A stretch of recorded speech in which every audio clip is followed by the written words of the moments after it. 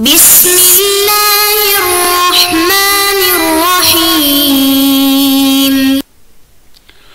نحمده ونصلي على رسوله الكريم اما بعد بسم اللہ الرحمن الرحیم.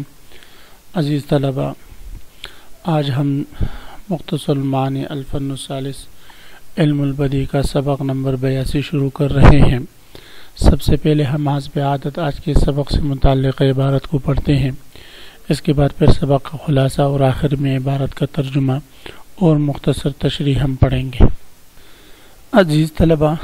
آج کی سبق کی ابتدا و اما غیر و ظاہر سے ہو رہی ہے. آپ حضرات عبارت پر توجہ فرمائیں. وَأَمَّا غَيْرُ ظَاهِرِ فَمِنْهُ أَنْ يَتَشَابَهَ الْمَعْنَى يعني معنى البيت الأول ومعنى البيت الثاني كقول جرير فلا يمنعك من أرب أي حاجة لحاهم جمع لحية يعني كونهم صورة الرجال سواء ذو العامة والخمار يعني أن الرجال منهم والنساء سواء في الضعف. وقول أبي طيب ومن في كفه منهم قناة كمن في كفه منهم خضاب. عزیز طلباء، ابھی تک ہم نے سریقہ ظاہرہ کو پڑھا. ہم نے پڑھا تھا کہ سریقہ کی دو قسمیں ہیں. ایک ہے سریقہ ظاہر، دوسری قسم ہے سریقہ غیر ظاہر. ظاہر کی تعریف اور تفصیل اور اقسام گزر چکی ہے.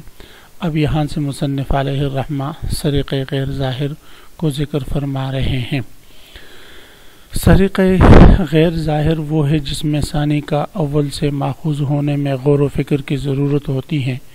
اسی وجہ سے یہ قسم مقبول ہوتی ہے کیونکہ اس میں چوری واضح نہیں ہوتی، اور نیز اس میں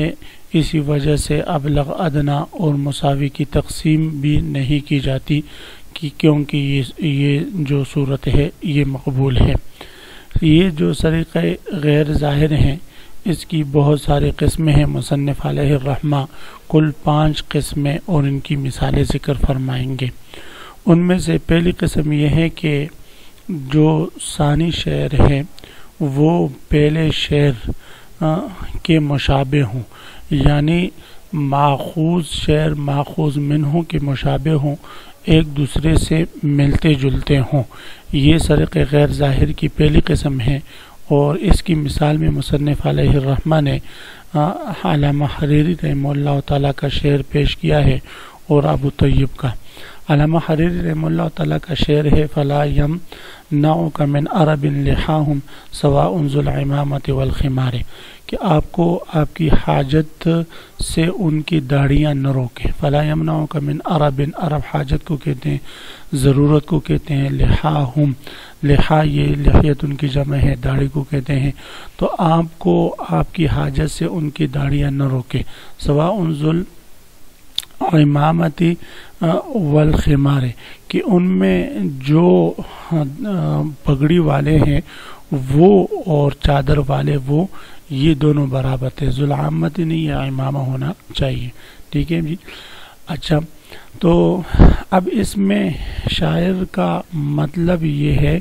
کہ ان کے مرد اور عورتیں دونوں ضعف میں برابر ہیں، دونوں کمزور ہیں. اور اسی طرح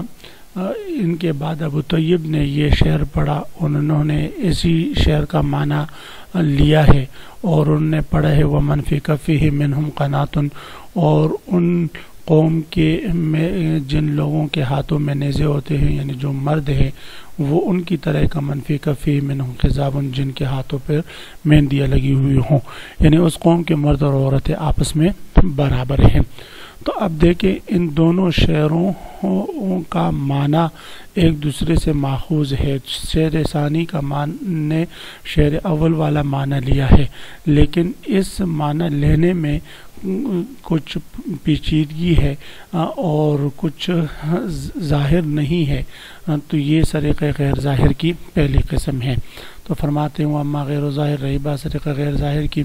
فمن ہوں. تو سریقہ ظاہر کی اقسام میں سے ایک قسم یہ ہے کہ تشابہ المعنی، یعنی کہ دونوں شعروں کا معنی متشابہ ہوں. اے معنی البیت الاول و معنی البیت الثانی، پہلے شعر اور دوسرے شعر کا معنی ایک دوسرے کے مشابہ ہوں. کا قول جریر، جس طرح کہ جریر کا شعر ہے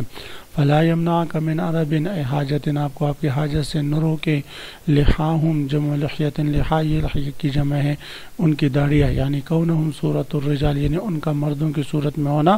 آپ کو آپ کی ضرورت سے نہ روکے، سواء ذو العمامۃ والخمار، ان کے بگڑی والے اور چادر والے برابر ہے، یعنی مرد اور عورت ضعف میں برابر ہے، یعنی ان الرجال منہم والنساء سواء فی الضعف، کہ ان کے مرد اور عورت ضعف میں برابر ہے۔ وقول ابو طیب، اور اس کے بعد ابو طیب نے یہ شعر پڑھا، ومن فی کفی منہم قنات، اور ان میں سے جن کے ہاتھ میں نیزے ہوں، کمن فی کفی منہم خضاب، یہ ان لوگوں کی طرح جن کے ہاتھوں میں مہندیاں لگی ہوئی ہوں، یعنی ان کے مہندیاں لگی ہوئی عورت ہیں اور جن کے ہاتھوں میں نیزے ہیں، یہ آپس میں برابر ہیں، دونوں ایک ہی طرح ہے، کمزور ہیں۔ وعلم، اب یہاں سے مصنف علیہ الرحمہ ایک تنبیہ ذکر فرما رہے ہیں، اور یہ تنبیہ در حقیقت اگلے متن کی وضاحت کے لیے تمہید ہے۔ اگلی بات کو سمجھانے سے پہلے بطور تمہید کی یہ بات ذکر فرما رہے مصنف علیہ الرحمہ، جس کا حاصل یہ ہے کہ دو متشابہ المعنیین شعروں میں یہ ضروری نہیں کہ وہ دونوں شعر تشبیب، مدح، ہجو، افتخار، وزن اور قافیہ وغیرہ میں متفق ہوں، بلکہ ان امور میں اختلاف ہو سکتا ہے، کیونکہ ایک ذہین شاعر، چالاک شاعر جب کسی معنی کو چوری کرتا ہے اور وہ چوری کیے ہوئے معنی کو نظم کی شکل دینے کا ارادہ کرتا ہے، تو وہ ذہین اور چالاک شاعر اس معنی کے گزشتہ الفاظ کو بھی تبدیل کر دیتا ہے اور اس کو ایک نوع سے دوسری نوع کی طرف بھی پھیر دیتا ہے، اور اس کا وزن اور قافیہ بھی تبدیل کر دیتا ہے، تاکہ کسی کو آسانی سے معلوم نہ ہو کہ اس نے یہ معنی غیر سے چرایا ہوا ہے۔ یہ ایک تمہیدی بات ہے، اس کو نوٹ کر لیں تاکہ اگلی بات سمجھنے میں پھر آسانی ہو۔ وعالم، جان لیجیے، انہو یجوز فی تشابہ المعنیین،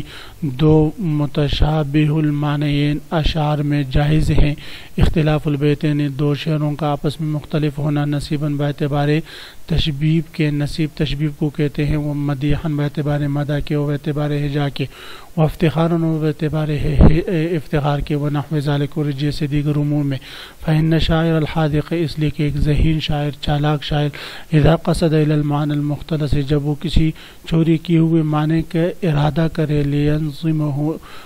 تاکہ اس کو نظم میں پیش کر دے، احتال فی اخفائی، تو اس کو چھپانے کی کوشش کرتا ہے، فغیر عن لفظہ، تو اس کو اس کے الفاظ سے تبدیل کر دیتا ہے، وصرف عن نوعہ ووزنہ وقافیتہ، اور اس کو اس کی نوع، وزن اور قافیہ سے بھی پیر دیتا ہے، دوسری نوع، دوسری وزن، دوسری قافیہ کی طرف اس کو پیر دیتا ہے۔ وإلی ھذا اشار بقولہ، اور اسی نوع کی طرف اشارہ کرتے ہوئے مصنف علیہ الرحمہ نے فرمایا، ومنہ ای من الظاہر ان ينقل المعنى الى محل آخر، کہ معنی کو ایک محل سے دوسرے محل کی طرف منتقل کر دے، یعنی پہلے شاعر نے ایک معنی اپنے شعر میں ذکر کیا اور اس معنی کو ایک محل کے لیے ثابت کیا، اس کے بعد پھر دوسرا شاعر آ کر اسی معنی کو اپنے شعر میں ذکر کر کے کسی دوسری محل کے لیے اس کو ثابت کر دیں، یعنی ایک محل سے دوسرے محل کی طرف وہ اس معنی کو منتقل کر دیا جائے، جس طرح کہ بحتری نے یہ شعر پڑھا تھا، صلبوا واشرقت الدماء علیہم محمرۃ فکأنہم لم یصلبوا، ان کے کپڑے چھین لیے گئے، واشرقت الدماء علیہم محمرۃ، اس حال میں کہ سرخ خون ان پر چمک مار رہا تھا ان کے بدنوں پر، فکأنہم لم یصلبوا، وہ ایسے دکھائی دے رہے تھے گویا کہ ان کے کپڑے نہیں چھینے گئے ہیں۔ تو اب یہاں پر صلبوا، ان کے کپڑے چھین لیے گئے، واشرقت الدماء علیہم محمرۃ، اور خون ان پر چمک رہا تھا اس حال میں کہ وہ خون چمکتا اور سرخ تھا، فکأنہم لم یصلبوا، اور وہ خون ان پر ایسا نظر آ رہا تھا گویا کہ ان کے کپڑے نہیں چھینے گئے۔ مطلب یہ ہے کہ ان کے کپڑے نہیں چھینے گئے، وجہ یہ ہے کہ چمکنے والا خون ان کے لیے بمنزلہ لباس کے دکھائی دے رہا تھا۔ تو یہ علامہ بحتری نے یہ شعر پڑھا تھا۔ اس کے بعد پھر ابو طیب نے شعر پڑھا کہ یبسن نجیح، یبس النجیح علیہ وہو مجرد من غمدہ فکأنما ہوا مغمد، کہ خشک ہو گیا بہنے والا خون تلوار پر، حالانکہ وہ نیام سے خالی تھی، بس گویا وہ نیام کے اندر ہیں۔ یبس النجیح، بہنے والا خون خوش ہو گیا علیہ ان تلواروں پر، وہ مجرد من غمدہ یا من غمدہ، اور اس حال میں کہ وہ نیام سے خالی تھے، فکأنما ہوا مغمد، اور وہ یوں دکھائی دے رہے تھے کہ گویا کہ وہ نیام کے اندر ہیں۔ اب یہاں پر آپ دیکھیں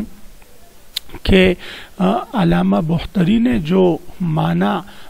ثابت کیا تھا اپنے شعر میں زخمیوں کے لیے، وہ معنی اس نے تلواروں کے لیے ثابت کر دیا کہ یہ تلوار جن پر خون لگا ہوا تھا وہ یوں دکھائی دے رہے تھے گویا کہ وہ نیاموں کے اندر ہے، حالانکہ وہ نیاموں میں نہیں تھے۔ تو اب یہی کہنا چاہ رہے وَمِنْهُ وقول ابو طیب، اور ابو طیب کا شعر یبس النجیح، نجی کہتے ہیں بہنے والا خون، خشک ہو گیا بہنے والا خون علیہ اے علی السیف، تلوار پر، وہ مجرد من غمدہ، اس حال میں کہ وہ نیام سے خالی تھے، فکأنما وہ مغمد، گویا کہ وہ نیام پہنے ہوئے ہیں اور نیام کے اندر ہیں، یعنی وہ خون ان کے لیے بمنزل نیام کے ہوا، لأن الدم الیابس بمنزلۃ غمد لہ، گویا کہ وہ خشک خون ان کے لیے بمنزل نیام کے تھا۔ فنقل المعنى من القتل والجرح الى السيف، بس ابو طیب نے معنی کو منتقل کر دیا مقتولوں سے اور زخمیوں سے تلوار کی طرف۔ ومنه اي من غیر ظاہر ان يكون معنى ثانی اشمل من معنى الاول، اور سرق غیر ظاہر کی تیسری قسم یہ ہے کہ معنی ثانی معنی اول سے زیادہ اشمل اور زیادہ جامع ہوں۔ اس بات کو بیان کرتے ہوئے علامہ جریری رحمہ اللہ کا شعر پیش کیا ہے، اذا غضبت علیک بنو تمیم وجدت الناس کلہم غضبا، کہ جب تو بنو تمیم تو سے راضی ہو جائے تو تمام لوگوں کو اپنے سے ناراض پائے گا، مطلب یہ کہ بنو تمیم تمام لوگوں کی طرح ہے۔ تو یہ شعر پڑھا ہے علامہ جریر نے، اس کے بعد پھر شعر پڑھا ابو نواس نے، وَلَيْسَ مِنَ اللَّهِ بِمُسْتَنْكَرٍ أَن يَجْمَعَ الْعَالَمَ فِي وَاحِدٍ، اور اللہ تعالیٰ کے لیے یہ بات کوئی بعید نہیں کہ وہ تمام عالم کی صفات ایک ہی بندے میں جمع کر دیں۔ تو اب یہاں پر دیکھیں یہی معنی اس نے لیا ہے، علامہ جریر کے شعر والا معنی لیا ہے، لیکن یہ شعر زیادہ اشمل اور زیادہ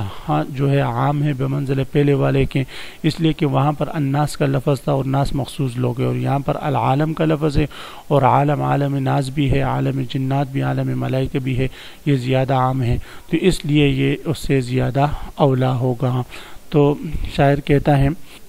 ان یکون معنی ثانی اشمل، اور سرق غیر ظاہر کی تیسری صورت یہ ہے، تیسری قسم یہ ہے کہ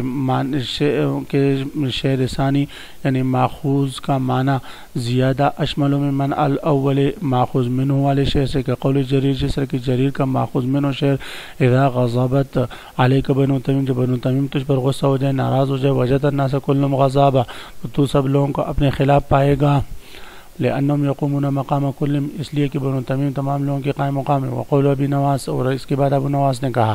وَلَيْسَ مِنَ اللَّهِ بِمُسْتَنْكَرٍ، اللہ تعالیٰ کے لیے یہ بات کوئی بعید نہیں، أَن يَجْمَعَ الْعَالَمَ فِي وَاحِدٍ، کہ اللہ تعالیٰ پورے عالم کو ایک ہی بندے میں جمع فرما دے، نے عالم کے اوصاف کو ایک شخص میں جمع کر سکتا ہے۔ تو یہاں پر فَإِنَّهُ يَشْمَلُ النَّاسَ وَغَيْرَهُمْ، تو یہ عالم کا لفظ جو ہے یہ انسانوں کو بھی شامل ہے، انسانوں کے علاوہ فرشتوں اور جنات کو بھی شامل ہے۔ فَهُوَ أَشْمَلُ مِن مَّعنَى بَيْتِ جَرِيرٍ، تو یہ جریر کے شعر سے زیادہ